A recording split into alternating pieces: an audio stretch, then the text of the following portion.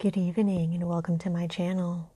Tonight we'll be reading The Cask of Amontillado by Edgar Allen Poe. The 1,000 injuries of Fortunato I had borne as I best could, but when he ventured upon insult, I vowed revenge.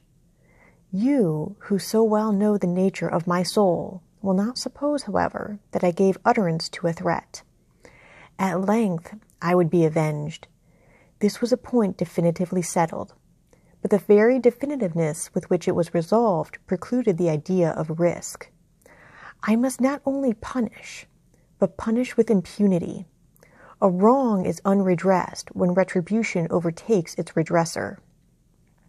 It is equally unredressed when the avenger fails to make himself felt as such to him who has done the wrong. It must be understood that neither by word nor deed had I given Fortunato cause to doubt my good will.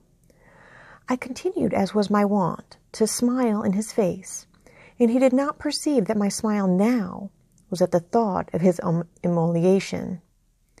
He had a weak point, this Fortunato, although in other regards he was a man to be respected and even feared. He prided himself on his connoisseurship in wine. Few Italians have the true virtuoso spirit. For the most part, their enthusiasm is adopted to suit the time and opportunity, to practice imposture upon the British and Austrian millionaires. In painting and gemmery, Fortunato, like his countrymen, was a quack, but in the matter of old wines he was sincere. In this respect I did not differ from him materially. I was skillful in the Italian vintages myself, and bought largely whenever I could. It was about dusk one evening during the supreme madness of the carnival season that I encountered my friend. He accosted me with excessive warmth, for he had been drinking much. The man was motley. He had on a tight-fitting party-striped dress, and his head was surmounted by the conical cap and bells. I was so pleased to see him that I thought I should never have done wringing his hand. I said to him, "My dear Fortunato, you are luckily met. How remarkably well you are looking today. But I have received a pipe of what passes for Amontillado, and I have my doubts." "How?" said he. "Amontillado? A pipe? Impossible! And in the middle of the carnival?" "I have my doubts," I replied, "and I was silly enough to pay the full Amontillado price without consulting you in the matter. You are not to be found, and I was fearful of losing a bargain. Amontillado! I have my doubts. Amontillado! And I must satisfy them. Amontillado! As you are engaged, I am on my way to Lucchesi. If anyone has a critical turn, it is he. He will tell me. Lucchesi cannot tell Amontillado from cherry. And yet some fools will have it that his taste is a match for your own. Come, let us go." "Whither?" "To your vaults." "My friend, no, I will not impose upon your good nature. I perceive you have an engagement. Lucchesi, I have no engagement. Come." "My friend, no, it is not the engagement, but the severe cold with which I perceive you are afflicted. The vaults are insufferably damp. They are encrusted with nitre." "Let us go nevertheless. The cold is merely nothing. Amontillado! You have been imposed upon. And as for Lucchesi, he cannot distinguish sherry from Amontillado." Thus speaking, Fortunato possessed himself of my arm. Putting on a mask of black silk, and drawing a roquelaire closely about my person, I suffered him to hurry me to my palazzo. There were no attendants at home. They had absconded to make merry in honor of the time. I had told them that I should not return until the morning, and had given them explicit orders not to stir from the house. These orders were sufficient, I well knew, to ensure their immediate disappearance, one and all, as soon as my back was turned. I took from their sconces 2 flambeaux, and giving one to Fortunato, bowed him through several suites of rooms to the archway that led into the vaults. I passed down a long and winding staircase, requesting him to be cautious as he followed. We came at length to the foot of the descent, and stood together on the damp grounds of the catacombs of the Montresors.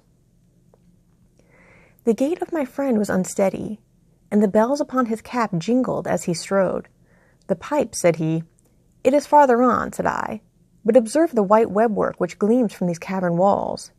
He turned towards me and looked into my eyes with 2 filmy orms that distilled the rheum of intoxication. "Nitre?" he asked at length. Nitre, I replied. How long have you had that cough? My poor friend found it impossible to reply for many minutes. It is nothing, he said at last. Come, I said with decision, we will go back. Your health is precious. You are rich, respected, admired, beloved. You are happy, as once I was. You are a man to be missed. For me, it is no matter. We will go back. You will be ill, and I cannot be responsible. Besides, there is Luchesi. Enough, he said. The cough is a mere nothing. It will not kill me. I shall not die of a cough. True, true, I replied. And indeed, I had no intention of alarming you unnecessarily, but you should use all proper caution. A draught of this Medoc will defend us from the damps. Here I knocked off the neck of a bottle which I drew from a long row of its fellows that lay upon the mould. Drink, I said, presenting him the wine. He raised it to his lips with a leer. He paused and nodded to me familiarly, while his bells jingled. I drink, he said, to the berry that repose around us, and I to your long life. He again took my arm, and we proceeded. These vaults, he said, are extensive. The Montressors, I replied, were a great and numerous family. I forget your arms. A huge human foot d'or in a field azure. The foot crushes a serpent rampant whose fangs are embedded in the heel. And the motto? Nemo me impune lacessit. Good, he said. The wine sparkled in his eyes, and the bells jingled. My own fancy grew warm with the Medoc.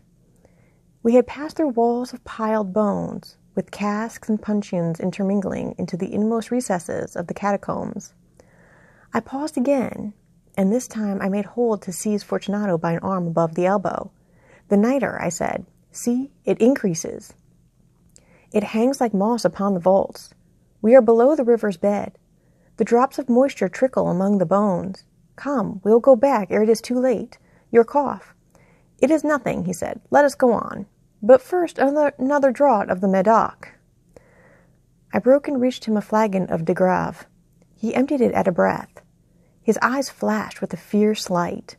He laughed and threw the bottle upwards with a gesticulation I did not understand. I looked at him in surprise. He repeated the movement, a grotesque one. You do not comprehend, he said. Not I replied. Then you are not of the Brotherhood. How? You are not of the Masons. Yes, I said. Yes. You? Impossible. A Mason? A Mason, I replied. A sign, he said. It is this, I answered, producing a trowel from beneath the folds of my roquelaire. You jest, he exclaimed, recoiling a few paces. But let us proceed to the Amontillado. Be it so, I said, replacing the tool beneath the cloak, and again offering him my arm. He leaned upon it heavily. We continued our route in search of the Amontillado. We passed through a range of low arches, descended, passed on, and descending again, arrived at a deep crypt in which the foulness of the air caused our flambeaux rather to glow than flame. At the most remote end of the crypt there appeared another less spacious. Its walls had been lined with human remains, piled to the vault overhead in the fashion of the great catacombs of Paris. 3 sides of this interior crypt were still ornamented in this manner. From the fourth the bones had been thrown down and lay promiscuously upon the earth, forming at one point a mound of some size. Within the wall thus exposed by the displacing of the bones, we perceived a still interior recess, in depth about 4 feet, in width 3, in height 6 or 7.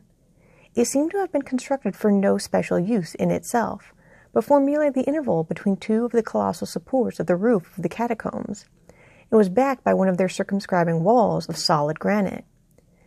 It was in vain that Fortunato, uplifting his dull torch, endeavored to pry into the depths of the recess. Its termination the feeble light did not enable us to see. Proceed, I said. Herein is the Amontillado. As for Luchesi, he is an ignoramus, interrupted my friend, as he stepped unsteadily forward, while I followed immediately at his heels.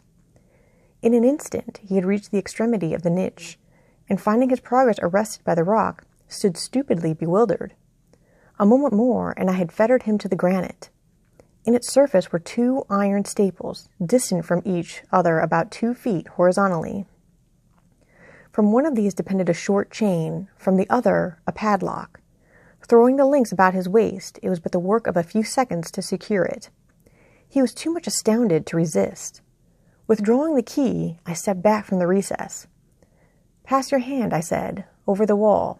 You cannot help feeling the niter. Indeed, it is very damp. Once more let me implore you to return. No, then I must positively leave you. But I must first render you all the little attentions in my power." "The Amontillado!" ejaculated my friend, not yet recovered from his astonishment. "True," I replied, "the Amontillado." As I said these words, I busied myself among the pile of bones of which I have before spoken. Throwing them aside, I soon uncovered a quantity of building stone and mortar. With these materials, and with the aid of my trowel, I began vigorously to wall up the entrance of the niche. I had scarcely laid the first tier of my masonry when I discovered that the intoxication of Fortunato had in a great measure worn off. The earliest indication I had of this was a low moaning cry from the depths of the recess. It was not the cry of a drunken man. There was then a long and obstinate silence. I laid the second tier, and the third, and the fourth. And then I heard the furious vibrations of the chain. The noise lasted for several minutes, during which, that I might hearken to it with the more satisfaction, I ceased my labors and sat down upon the bones.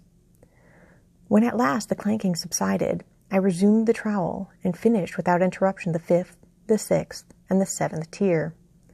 The wall was now nearly upon a level with my breast.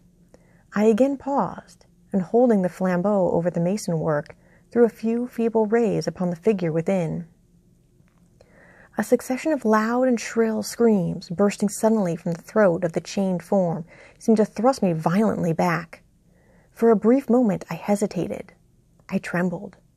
Unsheathing my rapier, I began to grope with it about the recess, but the thought of an instant reassured me. I placed my hand upon the solid fabric of the catacombs and felt satisfied. I reapproached the wall. I replied to the yells of him who clamored. I re-echoed. I aided. I surpassed them in volume and in strength. I did this, and the clamorer grew still. It was now midnight, and my task was drawing to a close. I had completed the 8th, the 9th, and the 10th tier.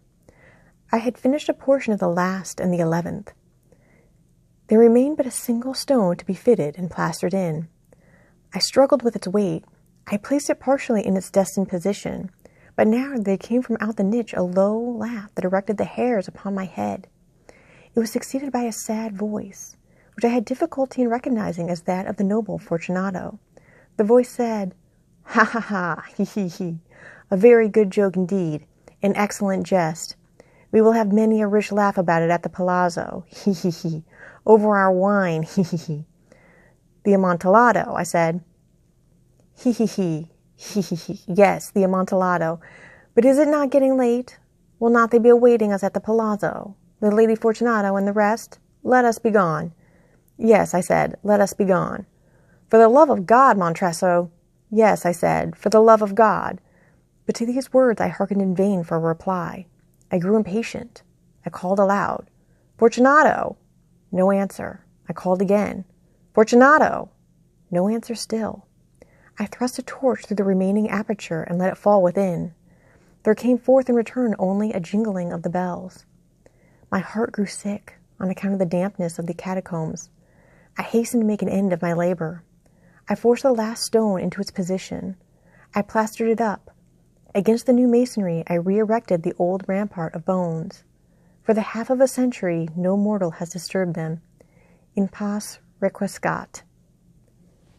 Thus ends The Cask of Amontillado by Edgar Allan Poe.